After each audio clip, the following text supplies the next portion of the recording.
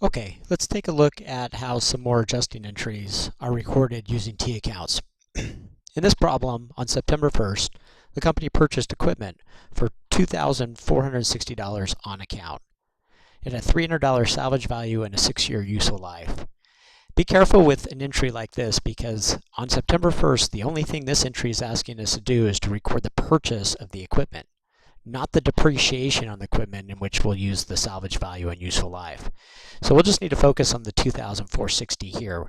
There was no cash involved in this purchase because it was on account, but we did receive equipment. So we'll increase the asset equipment with a debit of $2,460. There's no cash involved, so what we're going to do is instead of crediting cash, we're going to credit our liability accounts payable for $2,460 as well. Okay, let's look at the second transaction. On October 1st, we received $900 cash in advance for the rental of some warehouse space on a 1-year lease. So here's what happened. We must have had some additional warehouse space. Somebody came to us, wanted to rent it, and they offered us to pay the full year's lease, equal to $900, in advance. So two parts of this transaction. First, let's record the increase to cash of $900. Now, we can't credit rent revenue just yet because as of October 1st, which is where we're sitting right now, we've done nothing to earn this revenue. In other words, what has to take place for us to earn this rent revenue is we have to give the keys to the person who rented the warehouse. They have to move their stuff in, and time has to pass for us to actually earn some of this rent revenue. So instead, what we're going to do is we already have our debit here to cash. We're going to show our credit to an account called unearned rent. Now you'll notice here that unearned rent is a liability.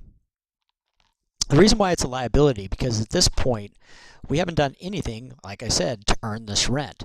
Another way to think of it is if this person came back to us a few hours later before they moved in and changed their mind, we'd have to give them this money back. So as of right now, as of this moment, this amount is a liability, and that's why we reflected in unearned rent. Okay, let's take a look at step 3. Step 3 flash forwards us to December 31st. On December 31st, it wants us to record the adjustment for the expiration of the rent. Now, don't get too caught up in the language here. When they say the expiration of rent, what they're talking about is just time passing. The 1-year payment that this person paid us in advance for the 1-year lease back on October 1st happened 3 months ago. So basically, the time that's passed, and we're assuming they moved in and moved their stuff in and made use of our warehouse, October, November, and December has passed 3 months worth, or an expiring of 3 months worth of that 1-year lease. So what we need to do in this adjustment is first put this $900 down into monthly terms. So if we take this $900 and divide it by 12, we get a monthly amount of $75. So basically, that $75 would be the amount that they would have paid us had they paid us each month in rent, but instead they paid us up front. So now what we want to do is we want to multiply that $75 by 3, which is equal to the number of months that have passed. So we get a total of, what is that, $225. That $225 represents the amount of rent that we've earned on this deal, on this prepayment. So there's two things that we want to do here. First, we need to update the unearned rent account to reflect that $225 of rent being earned. We're going to do that by debiting or reducing that liability account by $225. The next thing that we're going to do is increase the rent revenue account with a credit for the same amount, $225. Again, that's the amount we've earned, equal to 3 months worth of rent. The other way to look at it is this adjusting entry not only brings our revenue up to date and brings that revenue into the proper period, but it also updates the liability account going forward so it represents the same amount. If you take the $900 and you subtract the $225, that remaining balance in unearned rent is how much rent we still have yet to earn in January, February, March, and so forth. Eventually, when we're done, this entire $900 of liability will be reflected in rent revenue. Okay, let's take a look at step 4.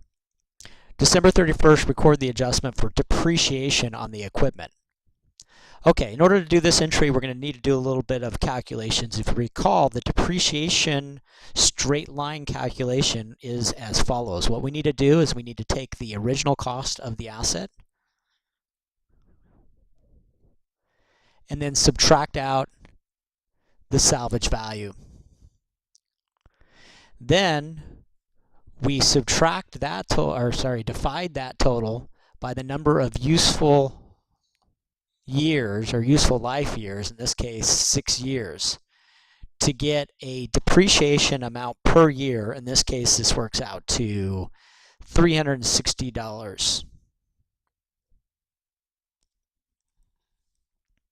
The problem with that, though, and you've got to be really careful with these calculations, is we need to actually get this down into a monthly amount, not just a yearly amount, because we purchased this equipment back on September 1st. It's now December 31st. We need to know what depreciation is on a per month basis. So we're going to take this $360 per year, divide it by 12 to get a depreciation amount of $30 per month. And then we just need to ask ourselves, how many months have passed since we purchased this equipment? Well, we purchased it back on September 1st, so we had September, October, November, December, 4 months. So we're just going to take this $30, multiply it by 4, and we can get a total depreciation amount of $120 that we need to record as of December 31st. Okay, recording depreciation is a little unique. Let's start with the easy part of it. The easy part is to record a debit to depreciation expense. Remember, expense accounts increase on the debit side, so we'll record a debit to depreciation expense. The credit side is always the one that's a little tricky. Many people make the mistake of putting the credit directly to equipment.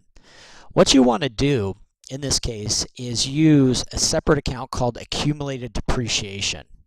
This is just something you're going to have to get used to. We record depreciation to this account, accumulated depreciation, and you'll notice it actually increases on the credit right side, which is a little, well, it's not a little, it's directly opposite to the way assets normally increase. Remember, assets normally increase on the debit side. We actually call this account a contra asset. Contra meaning opposite, because the normal balance for this account is the credit side instead of the debit side. I often like to say, think of these two accounts as going together, as almost like being brother-sister. And if we were to calculate a net book value for this equipment, we would take the original cost of the equipment, $2,460, and subtract out whatever balance we have in accumulated depreciation to calculate net book value.